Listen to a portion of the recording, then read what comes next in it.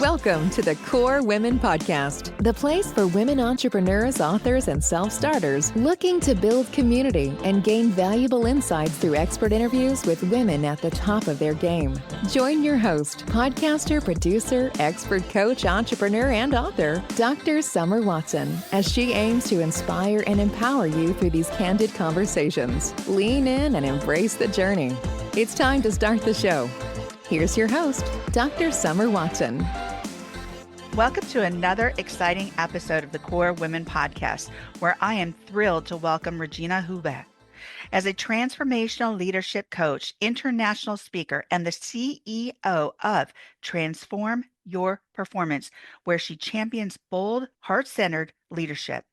With a remarkable career that spans 5 continents, Regina has shaped her expertise through leadership roles at BCG and as an entrepreneur in Argentina, Brazil, and the US. She's the best-selling author of Speak Up, Stand Out, and Shine, and her book, Living My Freakin' Amazing Life, is generating excitement. Regina is also the host of the Rise to Lead Inspiring Conversation podcast. We'll dive deep into her unique framework, her global perspectives, and her vision for bold, heart-centered leaders. Welcome, Regina. Thank you so much, Summer. It's so lovely to be here. I was looking forward to this conversation. Thank you. I'm excited about this. Before we dive into your professional evolution, if you could describe your journey in one word to this point, what would that word be and why is that word important? Eclectic. Oh, good word. Tell me more. Tell us more. Well, I have a very eclectic experience on 5 continents, lots of adventures, lots of moving around, some pretty nomadic phases in between, and so that's why I think eclectic is the right word or the right answer to your question.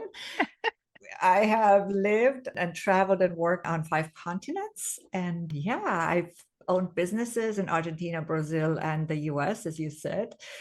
Very different businesses. My background has so many diverse and interesting, I should say, puzzle pieces in it that seemingly don't fit together, but they do. Okay. Well, that word eclectic, I think it's a lovely word. It's a fantastic word. I would also put nomadic, courageous, adventurous. I mean, there's so much there. Owning businesses in different continents. That's incredible. You said, and you mentioned, and I'm kind of going off my script here, but you mentioned that these businesses that you've created are kind of very different. So, what do you think is the predominant or main running theme through all of them that kind of brings it back to your passion, your purpose, your impact? Each of them had this passion object at its center, right? The first one was a bed and breakfast, and it was meant as a bed and breakfast for tango dancers. I love to dance, not just tango, and I actually don't do tango anymore, but I also translated about 10 or 11, I can't even remember, books on Argentine tango and culture. And at the time I lived in San Francisco, I had already been to Argentina before a few times, both for vacations and for work, and spent an entire year there once as well. So that was my dream at the time. And it ended up not being only for dancers, it ended up being for anybody who wanted to visit. But it was a really interesting experience. And what they also had in common was learning by doing. I think my entire life is learning by doing. The second one was a business in Brazil, also a brick and mortar business, which was a combination of a dance studio and a holistic center, so to speak, for holistic wellness. It didn't go as well as the first one. I had a fraudulent business partner, so there was that. Eventually, I moved to New York City and I started my current business. When I launched that business, I didn't really know yet how it would all fit together. My leadership role at BCG in several different locations, also in different countries and whatnot, and then these 2 businesses. Everything I'd learned while I was dealing with corrupt authorities and everything that comes your way as a business owner, really.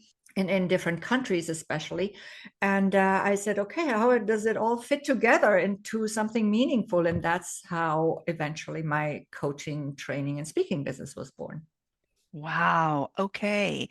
That is such a unique and interesting evolution. Thank you for sharing that. So, your leadership journey has spanned over 5 continents over several years. But what were some of the most pivotal moments for you that really shaped your unique coaching framework? Yes, so apart from what I just mentioned with this business partner, I think most people go through what we typically call highs and lows or opportunities for growth, or some people call them failures, whatever your word Yeah. is. I just call it life sometimes. And yes, we learn our lessons, but it's also really about that internal growth. And I think that's the most important piece of it. Like, for example, in Brazil, I had to, if I wanted to move out of my deep hole that I had fallen into somehow or had created for myself, to climb out of that hole, I had to make a decision to step out of victim mode and into a self-empowering mindset. And that wasn't done from one day to the next. It was a process. However, I used what I had also studied, my holistic modalities that I had studied.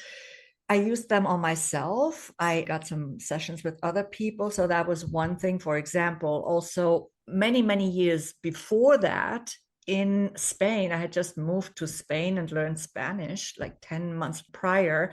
I was promoted into a leadership role completely unexpectedly, without any relevant background, any relevant experience or studies.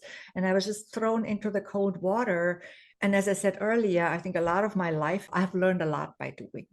Yes, it's Okay. not that I didn't study anything, I did. Yeah. I love to learn and study, and I have a ton of interests, so I have to be really selective with what I want to study.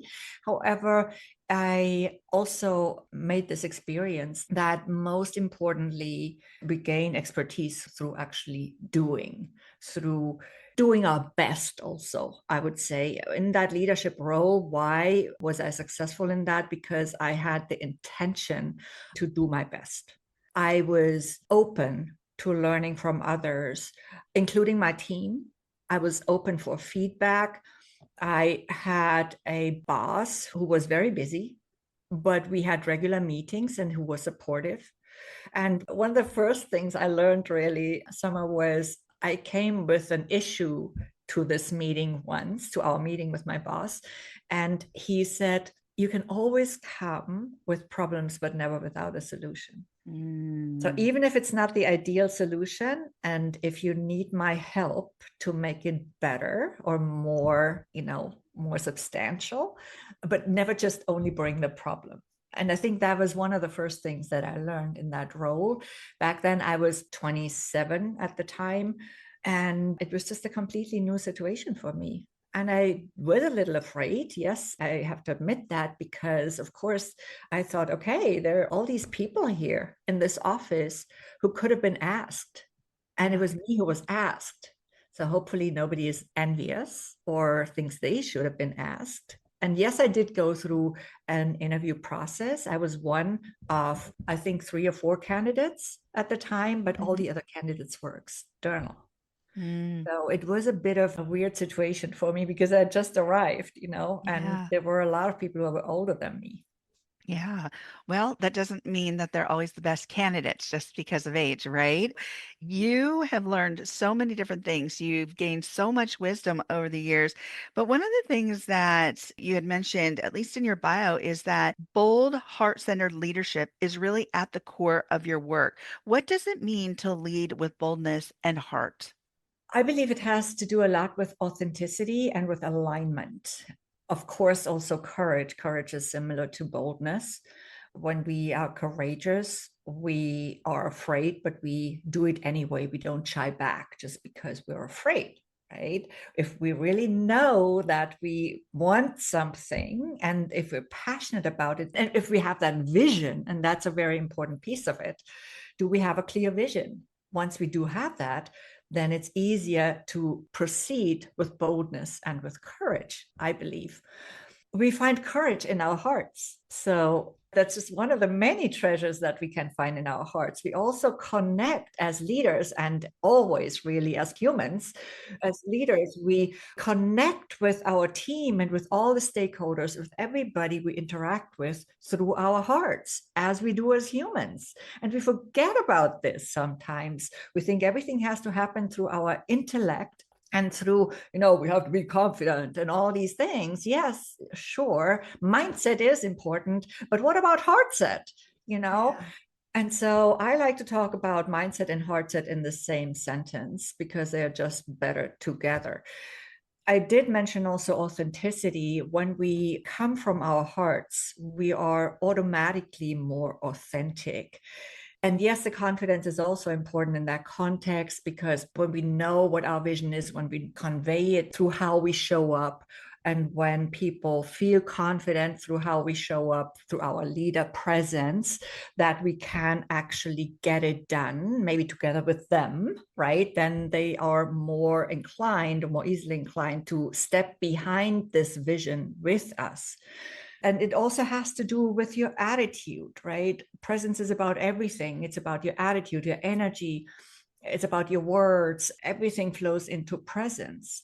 And Yes. this is why I brought up authenticity, because we throw this word around so much, but we don't always exactly know what it means. So to me, Right. it means alignment. It means the alignment of our energy, our actions, our words, our attitude, and all of that, and our passion that we have in our hearts, our core values as well. And this is what I mean with leading from the heart. Am I aligned with who I am and with what I want to achieve? And at the same time, can I have compassion and even love? Because I think it's actually a great thing to talk about love in business through the work I do. I love that, Regina, because I think there's so much more, as you said, we can throw around the word authenticity, but what's the depth of it, right? What is the meaning of it? What is the intention of it? What is the transparency of it, which, leads to better communication, more solid relationships, more connectedness, right? Then it is truly leading from the heart. And so I love that you break that down. Now, you have traveled, you have had businesses in different countries. Let's talk more about your book, Living My Freaking Amazing Life. What inspired you to write this book, and what can readers expect to learn from it? Well, at first it was because so many people said, Regina, you have to write a book about your life. You've had all these adventures and it's all so exciting. You have to write a book. And I was playing with that idea for a while, but I started writing actually. So I started jotting down some notes and recording stuff here and there. And it was all sitting on my computer for a while because I try to figure out what the focus of the book should be so it would become meaningful for other people. I didn't just want to have a biography, right? I Mhm, mean, mhm. who's interested in the biography of Regina Huber if they don't know? Maybe nobody except your friends and family. But I wanted to really make it meaningful. And so that's what I tried to do. That what became my intention with this book. So each chapter is about a specific story or experience of my life, right? A significant one. Of course, there are many, many more than would fit into this book. And they happen in different locations. Now, at the end of each chapter, I also added the leadership lessons and learnings that I have made as I was moving through my life. So the book is a combination of experiences, stories, inspiration, and leadership content. Well, I absolutely love that, and how you take us through each chapter by telling a story, a relevant story that has application. And then I'm sure asking questions of the readers where they can then do some personal and professional reflection on A, B, or C in their life and how that might pertain to their life as well, and how they might come through it with some tips from Regina. So Exactly. so Exactly. I like that you use those examples to Mhm. move through that book to actually give context for the reader to be able to really think through things that could be applicable to their situations, their lives, and even as preventative measures should you encounter something like this, as an example, right? Absolutely. Yeah. I love that. And I also want to go back to something you said about a previous boss too, about one of the experiences you had coming into a situation. If you have a problem with something, come into it with a solution. I love that guidance. That guidance is so heartfelt because there it's stating, and again, it's one of the lessons that you learned throughout your journey as well, is yes, you might have a problem, but what would be your solution? I want to hear it. And that was really heart-centered too. And so it sounds like when you were around other heart-centered people, that only added to the depth and knowledge and wisdom that you had and brought forward with you to write this book. So each experience is integrated into your book, which I love. So because you have worked in 5 continents, you know, that is so awesome. You obviously are linguistic, and so you pick up languages pretty easily, I would imagine, if you learned Spanish in what, 10 months? So I that's learned it actually, I had to learn it faster than 10 woo. months to go there, but I only really had a few months before actually moving there. And then I had another 10 months before I was promoted, to be exact. But yeah, it was pretty fast. Wow. I had to make an effort though. I love it. That's amazing. That's really a skill. I am not a linguistic person. And so knowing people that are, I'm just like, that is so fabulous. So, as someone who speaks 5 languages, has worked in diverse cultures, how do you navigate and embrace multicultural collaboration and leadership? The book speaks a little bit to that too, because of course, when you move around, you make that experience more automatically. You need to adapt. So you need to learn to adapt without losing your core, without losing that authenticity. And I think that's this fine line. You don't want to become someone else. That's not what it's about. It's about evaluating what serves me of a specific culture or location, what do I want to adopt, and what better not, right? And also about my original country.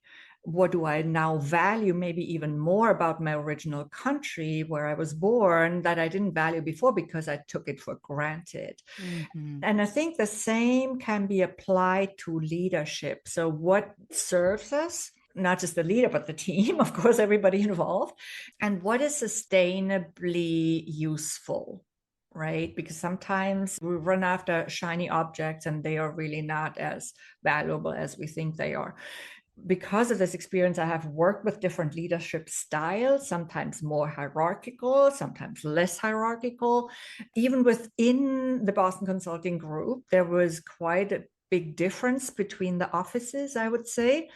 And then, of course, I have also learned what I would not want to imitate in my leadership Mhm. as I was observing other leaders. And last few years, I've traveled and also worked more with people in Africa. And again, it's a huge continent. There are so many countries, and I have not had the pleasure of working with all yet. Maybe someday. But you find again different nuances, different perspectives, even just within the topic of leadership, different ways of how people listen, how open they are. It's very interesting to observe that without wanting to stereotype ever. I think we always need to keep that open mind. That's a major leadership trait that I value, and that curiosity as a leader. I do see certain tendencies, of course. And Mhm. then as we see those tendencies, we can also respond to them rather than maybe just rejecting them or just saying, oh, that's great, without even questioning anything, which is also not the best thing to do most of the time. So I like to talk about thriving leaders, right? I even have a framework that I call the Thriving Leader Formula. That's Mhm. a framework that I use more in my coaching approach than in my training, but it's still very important. All the aspects in it, it also includes wellness and whatnot, right? It includes everything that a thriving leader should have so that then they can also have a thriving team. And I believe that, again, it's a little bit of that combination of What do I bring to the table? My unique brilliance. And at the same time, recognizing what do I need to complement with other people's brilliance, right? And then allowing myself to thrive as a leader and as a human being, as a heart-centered being, taking good care of myself at the same time. Because that also means that I will actually automatically take better care of my team. I diverted away a little bit, but that is but absolutely yes. okay. There is an evolution of your journey as well as this conversation.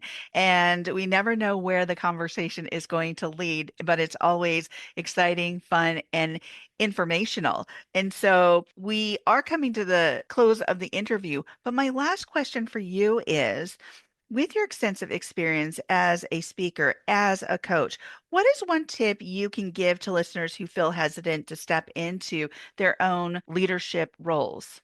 You don't need a role model. And I really mean this a lot. I never had any role model, I think, in my entire life in that sense, except for Pippi Longstocking. And her friend Annika? Yeah, it was more Pippi who inspired me. Because she did it her way, she was Yes. authentic, she had passion, she was fearless. We all have fears, okay? I'm not Yes. pretending I don't have fears, but she was not afraid to live her life her way. Mm-hmm. At the same time, she was a very strong leader for her two neighbor friends Mm-hmm. who were completely different. But see, they were very inspired by her because she had the courage and the boldness to stand out and to go against the stream and to have a pirate dad that was maybe not her choice, but she loved it. And I just think there's a lot to be said about living that life, as a subtitle of my book says, living the life that's perfect for you, creating the life that's perfect for you. The life I have lived was not perfect in a sense of that it didn't have ups and downs. I often went from freaking out to freaking amazing, right? It was like, and back to freaking out. But it's more about, okay, what is right for you? Yes, I love it. Thank you so much for joining me on the Core Women podcast today, Regina. Thank you so much for having me on and making it such a fun conversation. Absolutely. You can follow Regina Huber on LinkedIn, Facebook, YouTube, Instagram, and at transformyourperformance.com. And you can find her books on Amazon. Thank you for joining us on the Core Women podcast with Dr. Summer Watson. We're so glad you're here and would love to connect more with you. Find us on Instagram, Facebook, and YouTube at Core Women, and on Twitter at Core Women 1. For more about Core Women and Dr. Watson, visit corewomen.com. Want more support and resources for amazing women like you? Great! Join Dr. Watson and Jen Fontanilla at the Life, Love, and Money Collective, a Core Women production that aids in understanding the key traits that might be getting in the way of living a life that you are absolutely passionate about. Connect with Summer and Jen and find out more at thelifeloveandmoney.com.